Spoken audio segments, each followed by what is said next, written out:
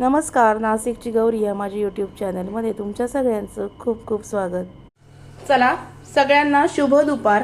आणि प्रथमतः तुम्हाला आजच्या गुढीपाडव्याच्या माझ्याकडून आणि माझ्या परिवाराकडून आपल्या मराठी नवीन वर्षाच्या खूप खूप शुभेच्छा. आज बुंदी रायता करायचा आहे, तर बुंदी रायत्याचा व्हिडिओ मी आज तुमच्याबरोबर शेअर करणार आहे. छोले आणि पुरी केलेली आहे म्हणून म्हटलं बुंदी रायता पाहिजेच. तर बुंदी रायता कसा करायचा ते दाखवते.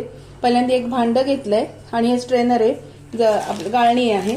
त्याच्यामध्ये थोडीशी बुंदी आपल्याला भिजवून घ्यायची. आधी दाखवते तुम्हाला. ही बुंदी मी घेतलेली आहे. ही बुंदी एकदा फक्त पाण्याखालून आपल्याला काढून घ्यायची. दाखवते. हे बघा, ही बुंदी एकदा फक्त पाण्याखालून काढून घेतलेली आहे, म्हणजे ओली करून घ्यायची छान. 5 मिनिटं बाजूला निथळत ठेवायची. आणि आता काय करायचं, ह्या पातेलीमध्ये दही काढून घेणार आहे मी.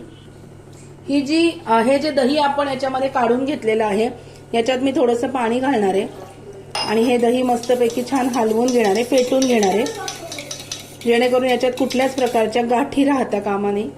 आता याच्यामध्ये अंदाजाने आपण मीठ घालणार आहोत. मीठ, हे बघा, अंदाजाने मीठ घालायचं. थोडीशी साखर घालायची. याच्यामध्ये थोडीशी साखर घालायची, साधारणतः 2 चमचे साखर मी घातलेली आहे. साखर घातली, मीठ घातलंय. आता हे छान हलवून घ्यायचं. एकदम सोपी रेसिपी आहे. हे छान हलवून घ्यायचंय. हे बघा. आणि ही जी भिजवलेली बुंदी आहे, ही बुंदी आपल्याला आता याच्यामध्ये टाकायची आहे. ही बुंदी टाकल्यानंतर दह्यामध्ये 1-2 मिनिटांसाठी भिजू द्यायची. आणि मग आपण भाजलेल्या जिऱ्यांची पावडर करून घ्यायची. जिरे भाजलेले आहेत, भुना हुआ जिरा पावडर म्हणतात. हे बघा, हे जिरे मी भाजून घेतले. या जिऱ्यांची पावडर याच्यामध्ये आपल्याला घालायची.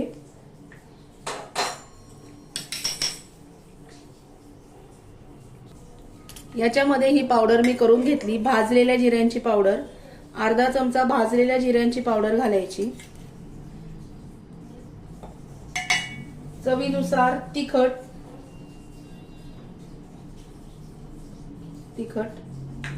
नंतर थोडासा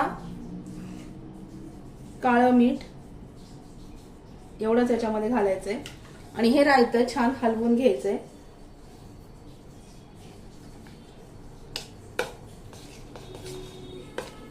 हे बघा,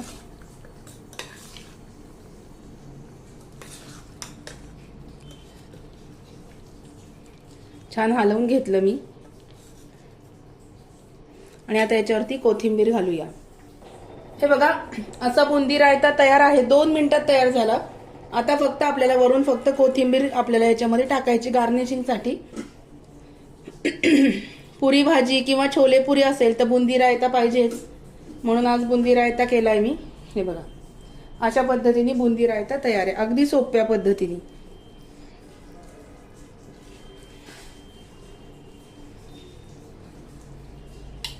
हे बघा, कशी वाटली आजची रेसिपी. अगदी छोटी रेसिपी होती, कारण गुढीपाडवा आहे, घरात खूप कामं असतात, म्हणून अगदी छोटीशी रेसिपी तुमच्याबरोबर शेअर करण्याचा प्रयत्न केला. आजचा व्हिडिओ कसा वाटला ते मला नक्की कळवा. व्हिडिओ आवडला असेल तर व्हिडिओला लाईक करा, शेअर करा, सबस्क्राईब करा. भेटूया अशाच नवीन व्हिडिओमध्ये नवीन विषयाबरोबर उद्याला. तोपर्यंत स्वतःची काळजी घ्या. परत एकदा तुम्हाला माझ्याकडून आणि माझ्या परिवाराकडून गुढीपाडव्याच्या म्हणजेच मराठी नवीन वर्षाच्या खूप खूप शुभेच्छा. Bye bye, take care.